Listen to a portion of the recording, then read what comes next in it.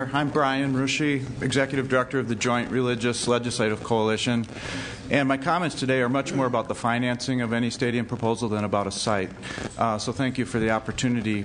We represent the Minnesota Council of Churches, the Minnesota Catholic Conference, the Jewish Community Relations Council, and the Islamic Center of Minnesota.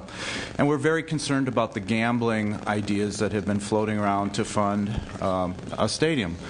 Gambling comes with significant social costs.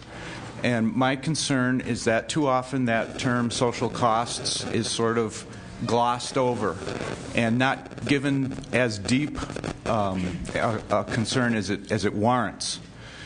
The best studies that are out there about what happens to a community when you put a casino inside of it is that the social benefits are modest. You've provided a convenience for people that they might not otherwise have had, but the social costs swamp it by about a 3-to-1 margin.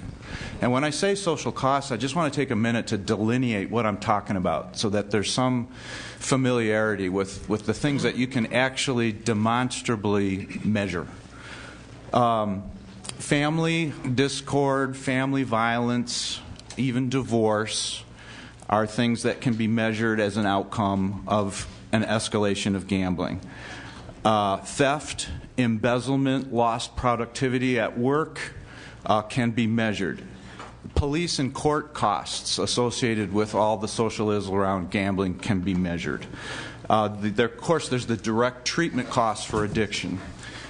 There's this whole concept called distressed dollars. Those are dollars that are lost because they're borrowed from friends and associates and never repaid.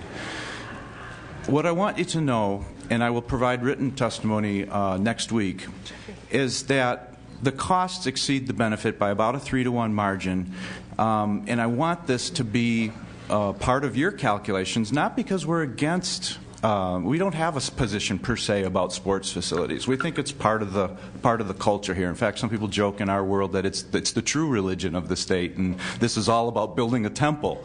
But gambling is not a road we want to go down if we're going to be a mature people that govern for the common good.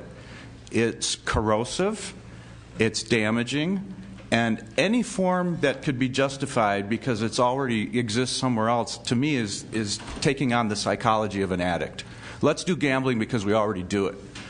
That's a horrible logic, and I would just warn you not to go down that road. And I'd be happy to answer questions, but I will be providing written testimony on the 6th. Thank you, Madam Chair. So, Mr.